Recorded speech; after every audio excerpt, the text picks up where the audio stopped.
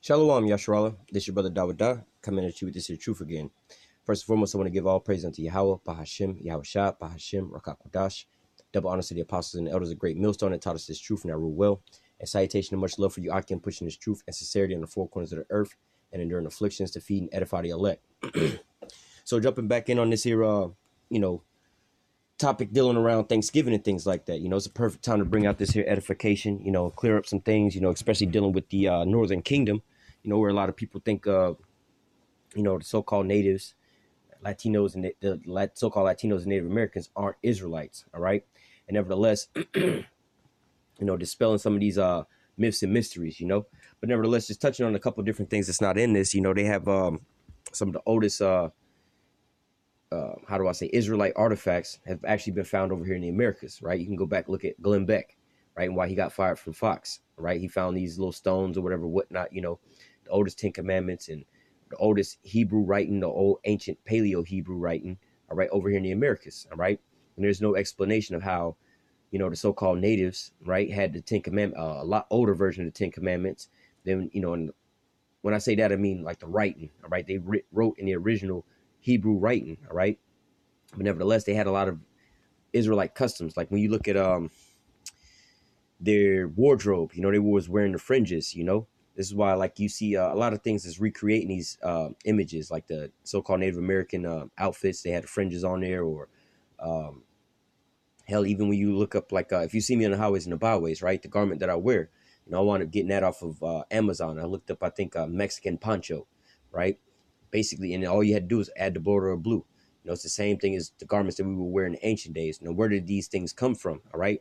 These are basically, signs and showing you that the natives, the Northern Kingdom, so-called natives and the Latinos are actually Israelites. All right. They was actually speaking Hebrew before the so-called white man came over here and gave them a whole different language. All right. So we're going to go into this a little bit about this guy named Luis de Torres. All right. This is Jewish explorer, interpreter. All right. You have to understand history and things that was going on in history, all right, and how at this point in time they was changing names of different people, all right. So, for instance, like today, the Americans today, all right, we're going to talk about the Edomites, right? We're not talking about the so-called Latinos and Native Americans, right? Just the Americans, the so-called white man here in America, right? They call themselves Americans. In fact, before that they was calling themselves Americans, when you go back to that history, they fled from Europe, basically, fleeing taxation, what they said was taxation and persecution, and came over to this here land. So instead of calling themselves Europeans, all right, they started calling themselves nowadays Americans, right? You don't hear them call themselves Europeans today, right? They call themselves Americans, right? And they'll even try to make a differentiation between themselves and their Europeans when they're the same people who just happen to come over here, right?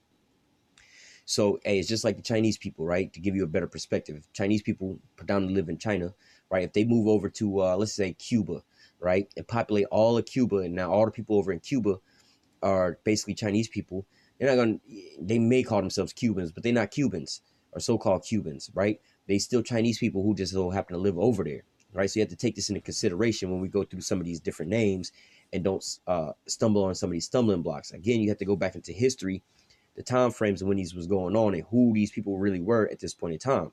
All right. Just like how you would think of the Roman Empire being Edomites. Well, not all of the Roman Empire was Edomites. You had a time, you had like the split.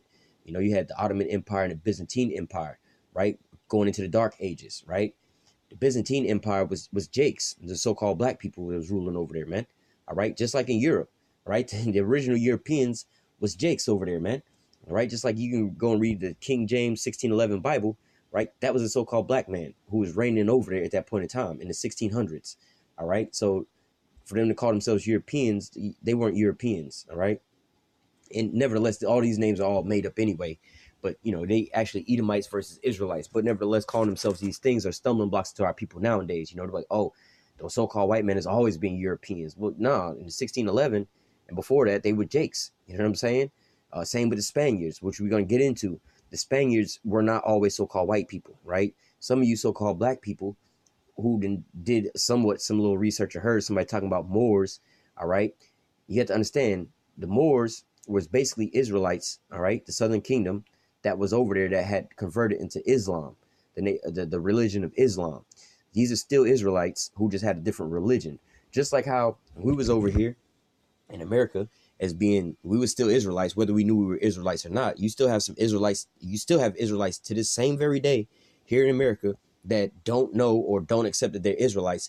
They think that they just so-called black people or white or so-called black people, Latinos and Native Americans, and they in these churches call themselves Christians, and Christians in the sense of this plantation Christianity, not Christians as far as followers of Yahushua HaMashiach in true and sincerity.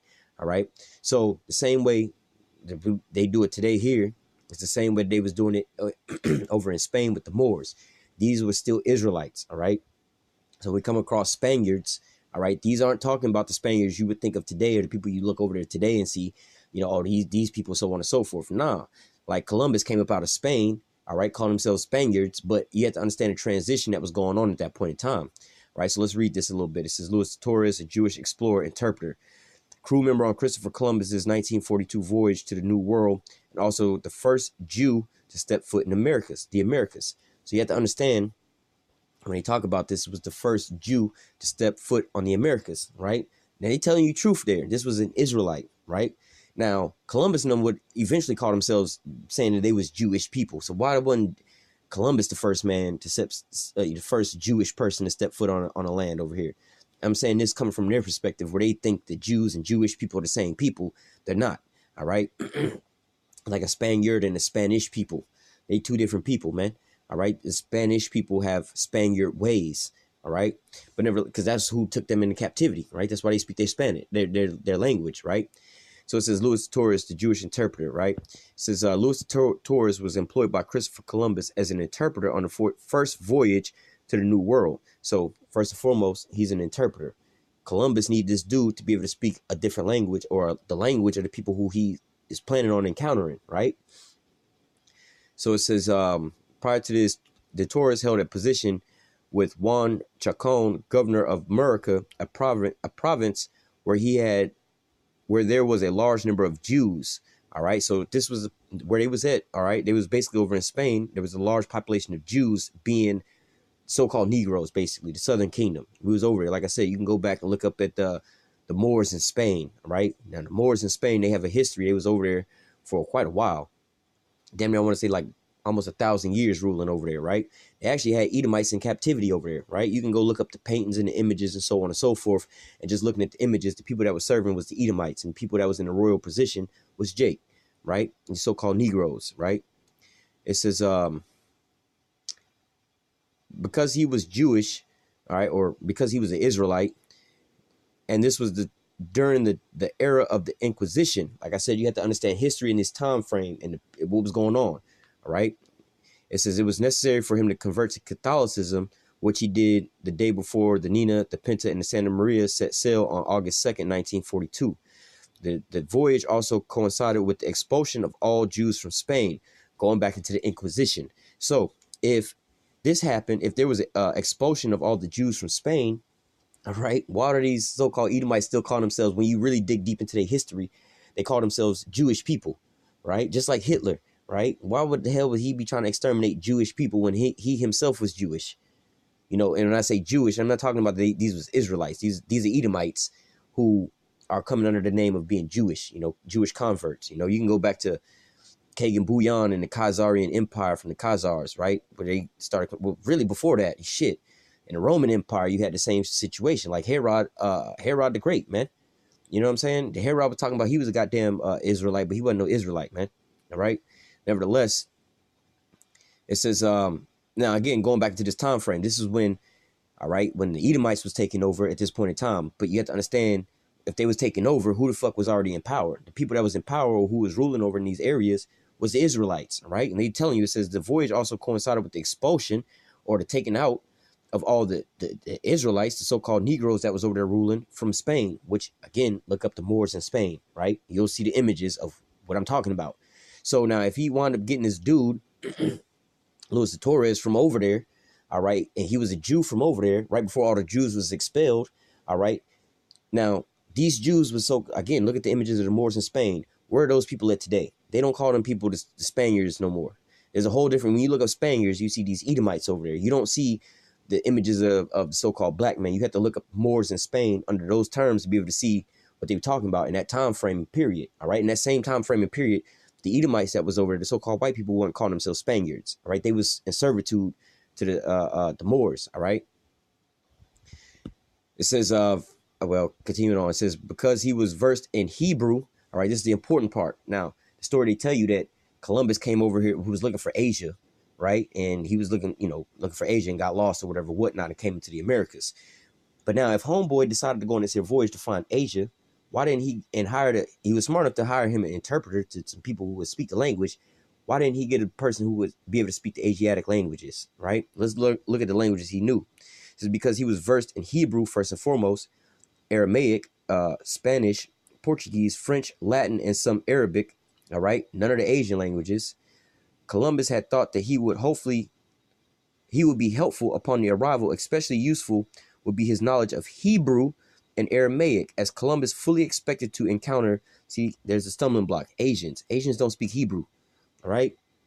It says it would be especially useful would be the knowledge of his Hebrew, Aramaic, as Columbus fully expected to encounter Israelites, descendants of the lost tribes of Israel. You see how they throw the stumbling block in there? Asians, descendants of the lost tribes of Israel. Well, we know that the Asians come from basically like Moab and Ammon, right? These is who they are, right? They're not Israelites. After reaching Cuba, Columbus believed that they had arrived in Asia, which was a bullshit lie.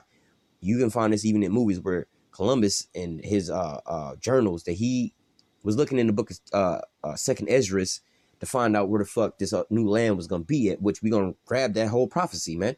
All right, he was just fulfilling prophecy, just like they say, manifest destiny. That's true. You know what I'm saying? This is what was gonna happen. All right. After reaching Cuba, Columbus believed that he had arrived in Asia, sent Torres on a mission to locate the great cities and riches he had anticipated would be there would be there to find the great Khan of Tartary. Now, again, going to the bullshit lies that these natives was just living in tents, and that's how they lived, man. No, they was hunters and what they would call them, hunters and gatherers. Going back to the law of the Sabbath of the land, right? You were supposed to farm on your land for like 6 years and then let it sit for the 7th year. They was just moving to a different place, and they would, like today, they was going, we move around on a vacation or whatever. We go to a hotel, nowadays Airbnbs. That ain't our real house, though. We got our house back at home, man. All right. So when they was gone for this here year, they would live in these tents, man. But they clearly had buildings here, man. Like clearly had buildings. Like where I live at, they got buildings out here, man. From back in the old time. Well, the remains of their buildings from back in their times, man. All right. But here it says, so Columbus has sent Taurus on a mission to locate great cities and riches. Now, how the hell, they going over here looking for money, riches, and these cities. Now, they not living in tents. They was living in actual buildings. This whole place was fully built up. They had irrigation and everything going on over here, man. All right. After traveling for some 60 miles, the Taurus and his companions found an Indian village with 50 huts and approximately 1,000 inhabitants. They were greeted with great friendliness by the native women who kissed their hands and feet. The Taurus noticed the strange customs of the Indians would place one end of a burning leaf in their nostrils and inhale the vapors, and place dry leaves into a large cane pipes and inhale smoke with. This was the Europeans' first encounter with tobacco. That's kind of pointless. At this point, there was radically a conflict between the versions. Hang on.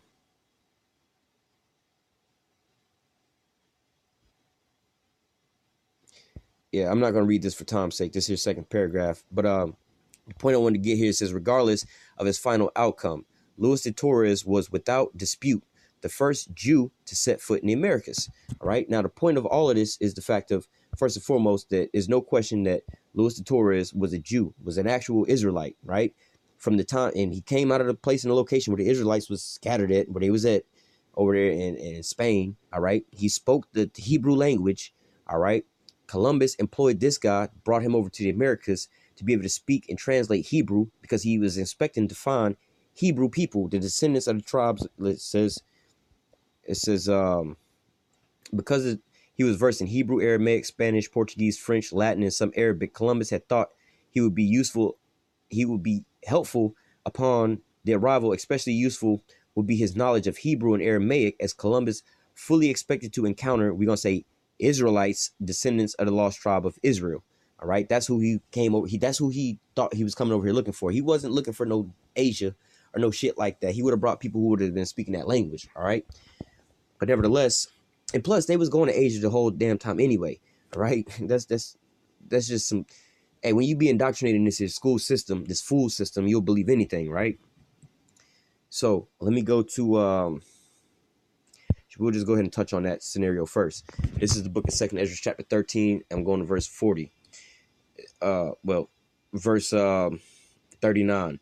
And whereas thou sawest that he gathered another peaceable multitude unto him, those are the 10 tribes, all right? So they have this scenario, this phrase to say the lost 10 tribes of the children of Israel, right?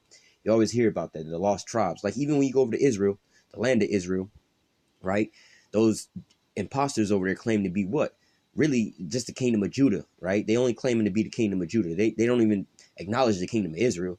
They just say that, look, we the tribe of, or the kingdom of Judah. They say that they the tribe of Judah and the tribe of Levi, right? They don't even claim the tribe of Benjamin. I don't know what they think happened to them, but they only claim to be the tribe of Judah and the tribe of Levi, which is the kingdom of Judah.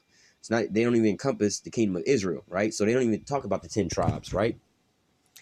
So verse 40 says, these are the 10 tribes which were carried away prisoner out of their own land in the time of Hosea the king, whom Salmanassar, the king of Assyria, led away captive, and he carried them over the waters, and they came into another land. So you have to understand the history of the Israelites, right? Now you had the Israelites, they wound up splitting, all right? The kingdoms were splitting in two after the death of Solomon, right? You know, you had two different kingdoms, the northern kingdom and the southern kingdom. The kingdom of Israel, which is basically in nowadays terms, it would be the so-called Latinos and Native Americans, right? Those are the 10 tribes, or which make up the kingdom of Israel. Then you have the southern kingdom, all right, the kingdom of Judah, which is Benjamin, Levi, and Judah, all right, basically the Negroes, right? So it says, verse 41, but they took this counsel among themselves that they would leave the multitude of the heathen and go forth into a further country where never mankind dwelt. So this is, you know, the first sign of where they're going. All right, they're going to a further country where never mankind dwelt. So think about it. Over on the eastern, what they call the eastern hemisphere, that whole landmass had been pretty much occupied. You know, they was even dwelling upon the doorsteps of Russia. You know, because Russia go further into the no man's land, but wasn't talking about Russia. All right, because there were still people living on that, pretty much in that same area. All right, so the place where never mankind dwelt. Fast forward in time in history, where they said that Columbus was going into the new world. They was coming to a whole new world where they wasn't so-called, in their story, they wasn't expecting to find nobody. You know, the story they tell everybody, oh, we're going to this new world, the new land, right? So they decided to go to this new place where never mankind dwelt, all right? And which was ironic when Columbus and them came over here and so-called discovered this place, right? When they found out about this here place over here, which they knew about this place, all right, they only found one group of people over here. It was only the so-called Native Americans over here. You didn't find so-called natives over here with so-called Chinese people, with so-called Africans, with, you know, with some Edomites over here. You didn't find all these different people over here like you see them today. All right, you only found the so-called Native Americans over here, man. All right. Verse 42, that they might keep their statutes which they never kept in their own land, and entered into the Euphrates by a narrow path of the river. For the Most High then showed signs for them and held still the flood till they were passed over. And more than likely, they followed after a chariot to get over to the Americas. Just like Columbus, when you go into Columbus's journals and things like that, he followed a chariot all the way over here. All right, same way. All right, they followed a light. You can look that up about Columbus and his UFO account. Right, he followed a chariot all the way over here. Right. Verse 45. For through that country there was a great way to go, namely a year and a half, and the same region is called Ashereth. All right, so this is it took him a year and a half to wind up getting over here. And when you go back to Solomon, right, when Solomon was sending his ships out here to get what was it, gold, peacocks, I think gorillas or something else like that, right? It was a 3-year journey. You know, it was basically, you know, when I say a journey, is going there and coming back. You know, it's like, how long does it take you to get to the Walmart? Well, it's going to take me 15 minutes to get to the Walmart. Well, how long does it take you to get to the Walmart and back? Well, if it take me 15 minutes to get there, it's going to take me 15 minutes to get back. That's a total of 30 minutes. This is what's being explained here, where it took Solomon 3 years, but it took these people, or the Northern Kingdom, only a year and a half. The Northern Kingdom went on a one-way ticket. They didn't go on a round trip. Solomon was taking a round trip. So when you do the math, it's the same shit. A year and a half to get over here and a year and a half to get back. So it says, verse 46, they dwelt there until the latter times. What is the latter times? Where we living at now. And now when they shall begin to come. Who is going to begin to come? Columbus and them, the damn Edomites. You know, the rest of the world was going to come over here because, again, from the perspective of the Northern Kingdom, the Native Americans, so-called Native Americans, they was over here dwelling by themselves with just them. It was just them and they kinfolk, all right? But then the rest of the world, the so-called Edomite, well, the Edomites, so-called white man, all right? Eventually, you have nowadays the Chinese people over here, so-called Chinese people, so-called Japanese people over here, so-called Arabic people or so-called Arabic people. So all these people are over here nowadays, all right? But beforehand, it was only so-called white men that came over here first and foremost, all right? That's when, at the end, when they shall begin to come, all right? Verse 47, the highest shall stay the springs of the stream again, and that they may go through. Therefore sawest the multitude with peace, all right? Like I was saying, manifest destiny. Columbus came over here reading the prophet. He read this, right? He read the same thing we're reading right now. He actually followed a chariot, which is the chariots come from the Most High. That's the Most High showing him a sign to get over here, all right? And he also held back the floods, all right? The choppy waters to be able to get through over here, all right? It says the highest shall stay the springs of the stream again, like he did for the Israelites to come over here, that they may go through. Therefore sawest thou the multitude with peace. And like I did in the previous video about how they came over here, you know what I'm saying, with the natives, and the natives offered them peace and everything, right? They was giving them all kind of shit, but then so-called white men wound up slaughtering them off. Verse 48, but those that be left behind, actually that was pretty much it that I wanted to grab there. All right, but it's going into basically how the so-called natives got over here, man. All right, they didn't walk across no damn landmass, no land bridge or whatever, whatnot. Which, you know what I'm saying? Russia, I believe, is only like 25 miles away from Alaska, but nevertheless, we have the account of how they got over here. They got over here by boat via, you know, the Most High showing them how to get over here. All right, same way the Columbus and them got over here via boat. All right, so I'm gonna go from here to grab just a couple other scriptures, you know, just to edify on the children of you know, some of the how do you call it, so-called Native Americans, all right, which is a couple different tribes really that go into all of this. Like you have Gad, you know, you have Reuben, which is the Seminole Indians. You know, in modern days times today, they just classify them all as basically Indians, right? You know, the Reubenites or the Seminole Indians, you know, they say Seminole Indians, North American Indians, the Central American Indians, South American Indians. But in all actuality, these are all the children of Israel, all the Northern Kingdom from their different respective tribes, all right? So I'm going to go touch in on Gad real quick, right? Let me read the scripture first. This is Gad 49:19, all right? Matter of fact, I think it's, let me grab something else first. I think it's Genesis 29 or something. Let me look this up real fast. Oh, Genesis 30. It's a lot. Right? This is Genesis chapter 30 and verse 11. It says, and Leah said, a troop cometh, and she called his name Gad, right? So Gad name is going into, we can go grab it back where I was at, Genesis 49. Let me read the prophecy concerning Gad first. This is Genesis 49:19. It says, Gad, a troop shall overcome him, but he shall overcome at the last. All right, and we just read about how Gad was overcome by that troop. All right, because so-called, I actually just did a video about that as well too, about how about the Thanksgiving and so on and so forth. You know, this is going into that. Now they also have I can look that up too. I'm gonna look that up real quick, and I'll go into that.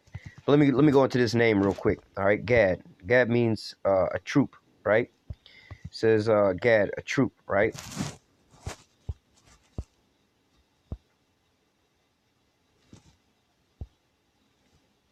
Let me go further into this. It says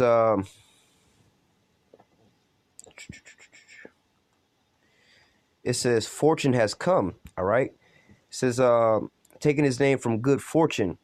All right. It says although it alludes to another name like going into troop, but it goes back into a good fortune, right? And also these riches, right? So now when you look into modern days today, you know, people be laughing and scoffing about this. Oh, well, natives, yeah, they got genocided off, but at least they get casinos and reservations and they get rich off of that.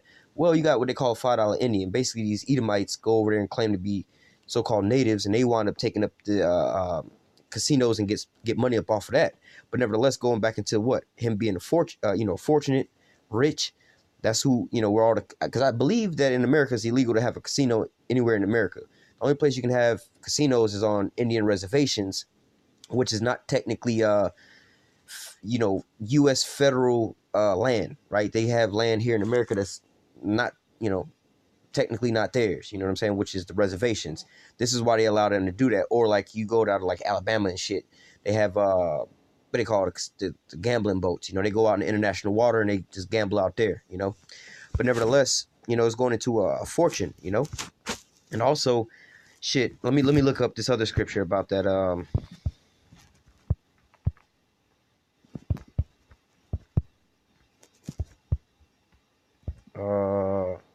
No, it's up here. Oh, it's in the book of Isaiah, I want to say.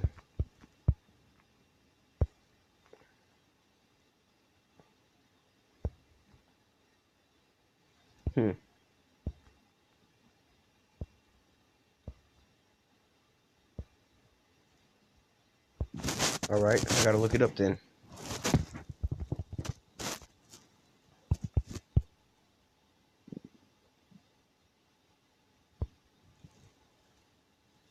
I knew it was in Isaiah. This is Isaiah 65 and 11. But ye that have forsaken Yahweh have forgotten my holy mountain, that prepare a table for that troop, and furnish the drink number unto that number. All right. I believe it was the 7th Cavalry or whatever, whatnot, also coming down on Gad. All right. I could have brought this out in my last little video dealing with the Thanksgiving. All right. You talking about preparing that table for that troop, again, going into Thanksgiving, man. You know what I'm saying? That's what they thankful for overcoming Gad. All right. Now, shit, going into some of the atrocities, they got this thing called, before it was called a Hotchkiss gun, right? Which today, this gun, well, before that, after that, they called it a Gatling gun, right? Today, they call it miniguns, right? But a Gatling gun, going back into Gad, all right, these guns was used to mow down Gad in large amount of numbers, man. They roll up on the trains and shit like that, open up the side of the doors and just start letting loose on the damn buffalo and shit like that, man. All right, and killing off their food supply, man. All right. But going back down into Isaiah 65 and 11, it says, but ye are they that forsake the mountain, forsake Yahweh and forget my holy mountain, talking about the Israelites, all right? You sitting down having Thanksgiving Day dinner, thanking God or whatever, whatnot, but not realizing the origins of all that. It was the so-called white man giving thanks for killing off the so-called Native American Indians, which is the children of Israel, and stealing their land and possessing it and keeping us in captivity. That's what they celebrating, all right? But you, as an Israelite, trying to partake into this, man, it's like, yeah, you trying to celebrate because somebody came in and kidnapped your family and took them hostage and raped, robbed, and murdered your family, man. And you want to celebrate with these people, man, for getting a victory over you, man. I think in the last video I made an analogy about Pacquiao versus Mayweather. Mayweather beat the shit out of Pacquiao, but then Pacquiao and his friends, his family, his fans, they all celebrating, Mayweather's win. Like, how the fuck are you celebrating Mayweather's win? I thought Pacquiao was your man. You know what I'm saying? Or Pacquiao's, let's say, I don't know if he got a wife or not, but Pacquiao's wife, you know what I'm saying, is over here. Pacquiao done got knocked out, you know what I'm saying, got a concussion and bleeding from the face and shit. She want to start cheering and shit, man. Oh, yeah, celebrating. Like, what the fuck? How would you feel, man?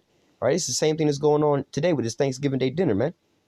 All right, it says, but ye are they that forsake Yahweh and forget my holy mountain and prepare a table for that troop, 7th Cavalry, all right, or really just these Edomites that came down on Gad, all right, and furnish a drink offering into that number, all right.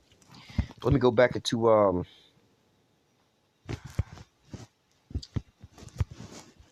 Genesis 49 and 19.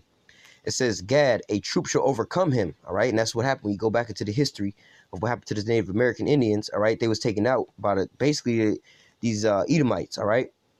But it says, Gad, a troop shall overcome him, but he shall overcome at the last. All right, because like the prophecy say in 2nd Ezra chapter 6, Esau is the end of the world and Jacob is the beginning of it that followeth. All right, Gad is an Israelite. Jacob's name was changed to Israel. Right, so ultimately Israel is going to wind up overcoming Esau because Esau had wound up overcoming Jacob at a point in time. But what? Esau is the end of the world and Jacob is the beginning of it that followeth. All right, just touching on Gad real quick. Let me see. I want to grab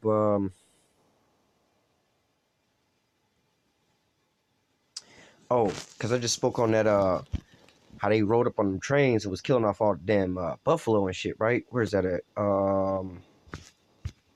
want to say in the book of Numbers.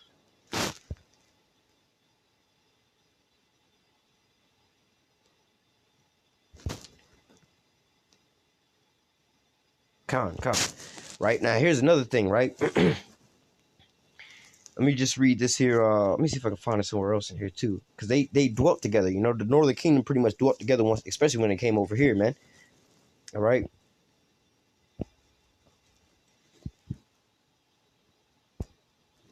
I think it's in the same chapter.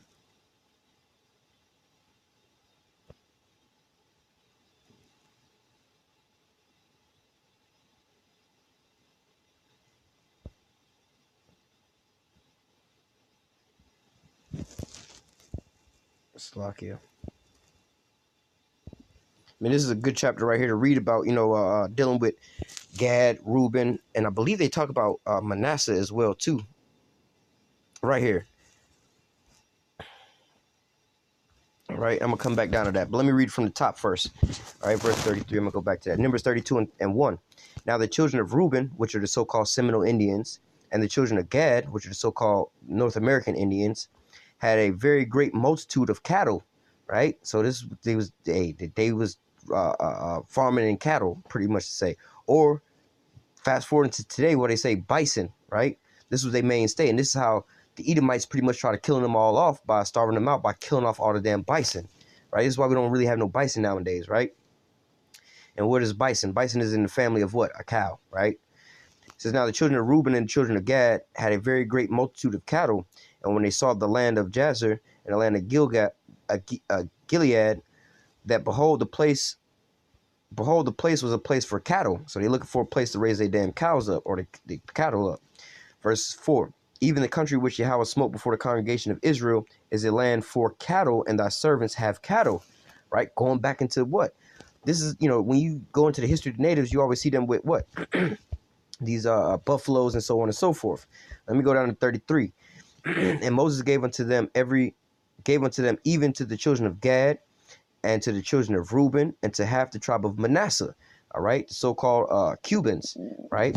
Now, again, when you're going into these, how you say, these so-called Indians, right? They was all over here dwelling together, especially before they started going out to the islands, because a lot of them was living what you would call the mainland here in the Americas before they was shipped out into those little islands out there like Cuba, Puerto Rico, and so on and so forth, man. They was actually living on the mainland first. They was brought out to those lands to mine for gold, and other things. I believe gold, rubber, and some other things like down in Panama and stuff like that. But nevertheless, continuing on, Numbers 32 and 33, Moses gave unto them, even to the children of Gad, to the children of Reuben, and to the half tribe of Manasseh, the son of Joseph, the kingdom of Sihon, the king of the Amorites, and the kingdom of Og, the king of Bashan, the land with the cities thereof, and the coast, even the cities of the country round about.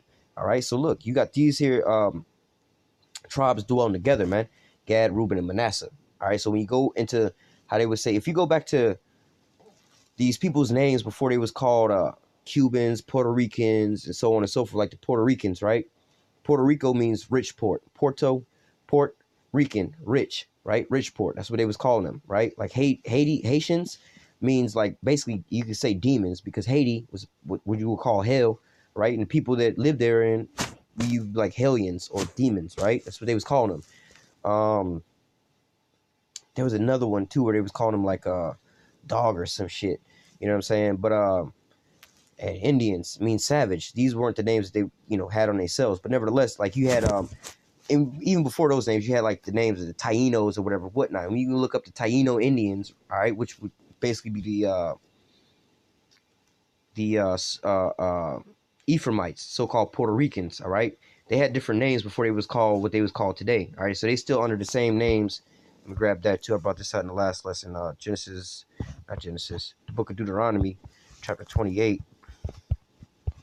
Let me grab a couple of different precepts. Was it 18? No.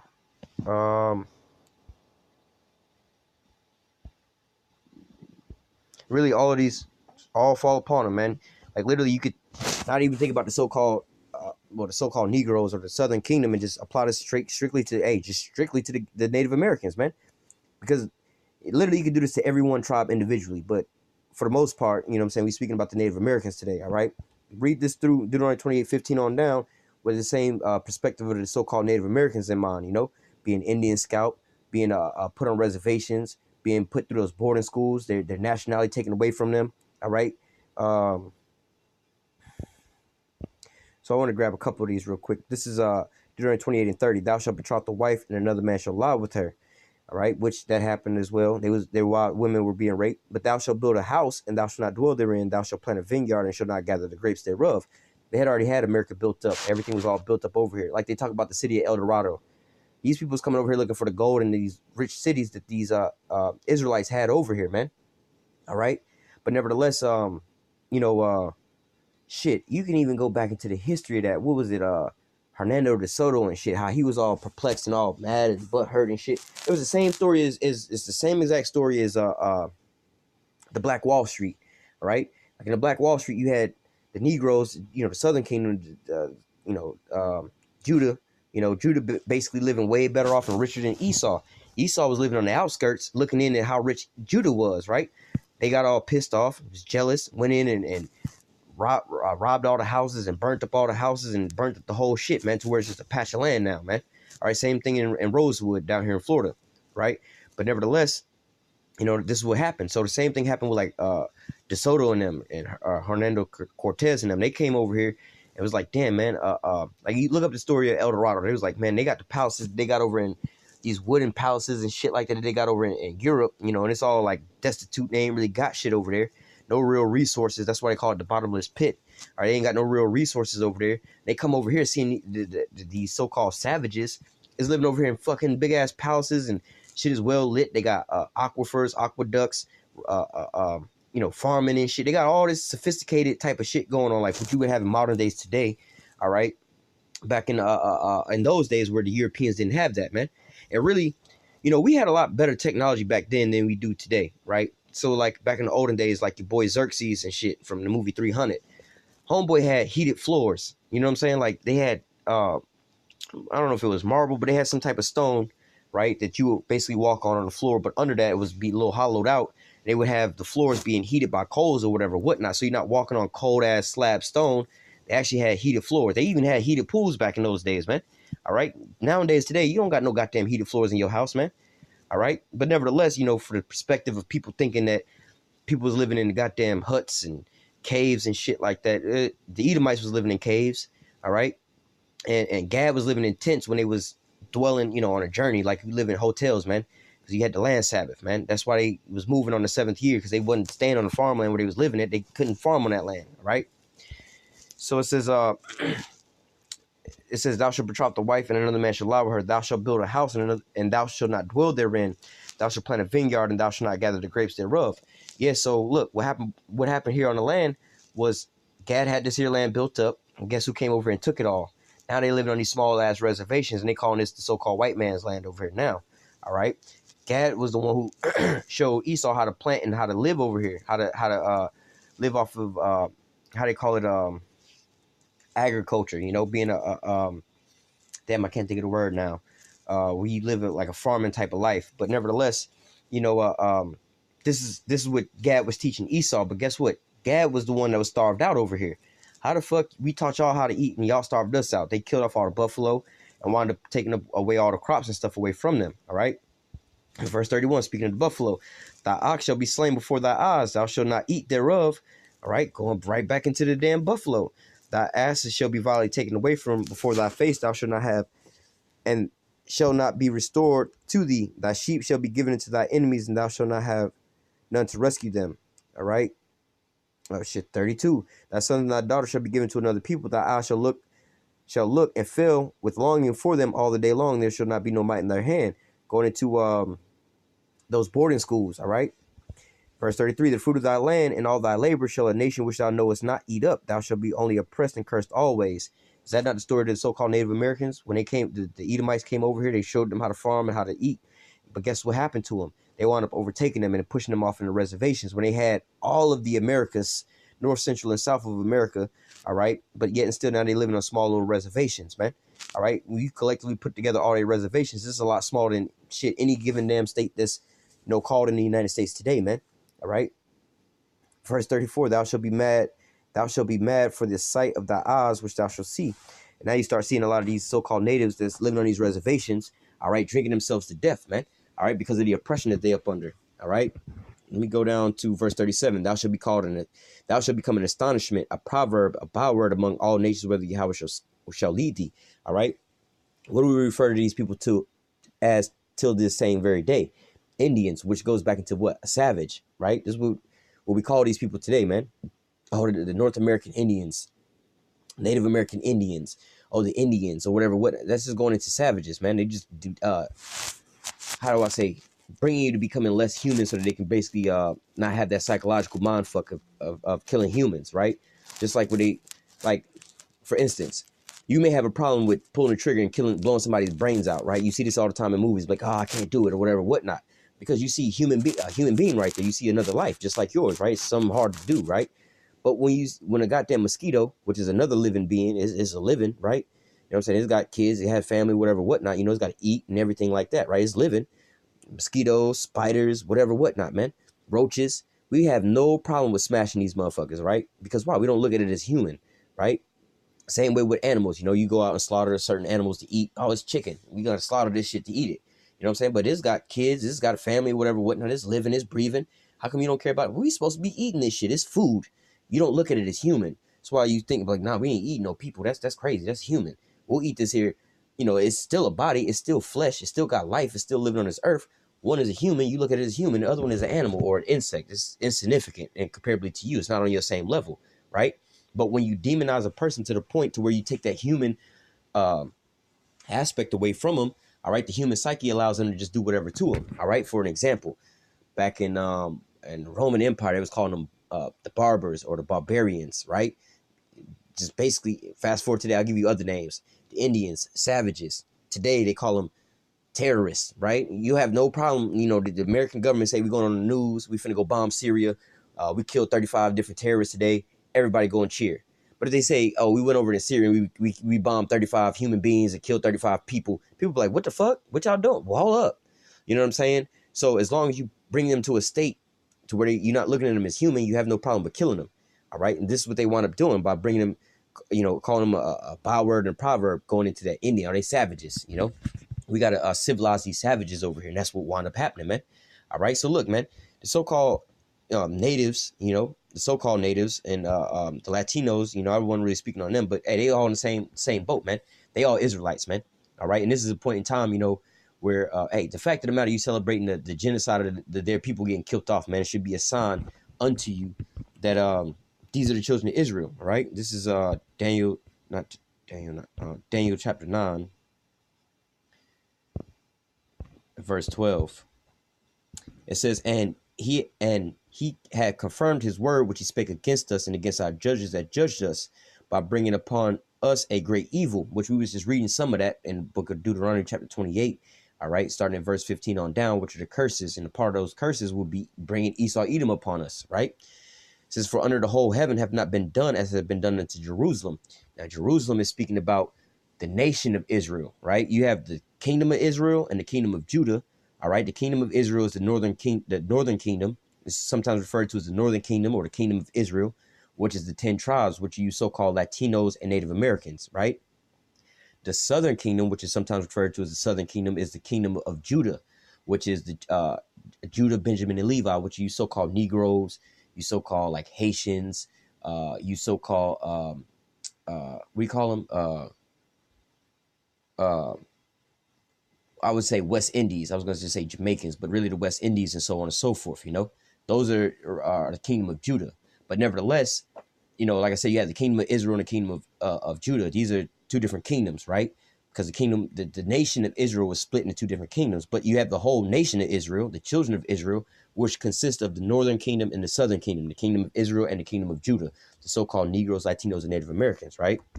So it says, for under the whole heaven have not been done as have been done unto Jerusalem. And Jerusalem, which means the city of peace, which is talking about the Israelites. So under the whole heaven has not been done as have been done to the children unto Jerusalem. So shit, you can throw some numbers up, right?